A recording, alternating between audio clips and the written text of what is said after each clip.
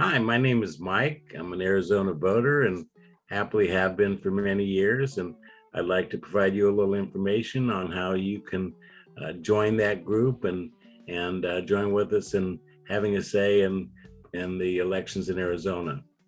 The requirements are merely the following. Of course, you must be 18 years old or turning 18 before the next election. So you can register even if you're not 18 at this moment, as long as you will be 18 by the time of the election itself. Arizona is not too difficult to register. You can merely log on to Service Arizona, which is a branch of the Motor Vehicle Division, and you go in there, and the main documentation that will be required is your driver's license number. And you do that and you use your correct residential address.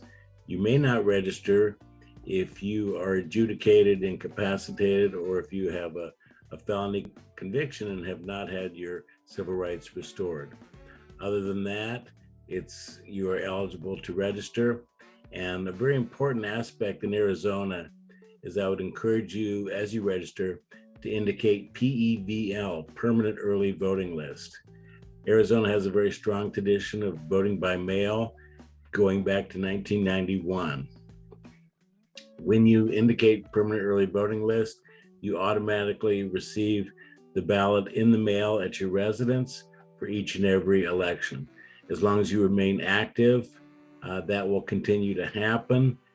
This process was just confirmed by a judge within the last week that it is in fact constitutional according to the Arizona Constitution. Beyond being constitutional, it's very popular. Over the years, the people have become very comfortable with this, to the extent that during the 2020 election, more than 80% of Arizonans, obviously of all parties and viewpoints, were able to vote in the convenience and comfort of their own home and the safety. We obviously encourage safe voting, and we think it's very important that people not be impeded in their ability to exercise the sacred right to vote, which is really the foundation of all the other rights that we enjoy in this country. Once you've registered or you come back in, we recommend that you verify your registration status, which you can easily do. The People provides several independent but very wonderful sources of information on that on our voting resource guide, or you can go directly to arizona.vote. All you'll need there is your driver's license, last four of your social, or your tribal identification number.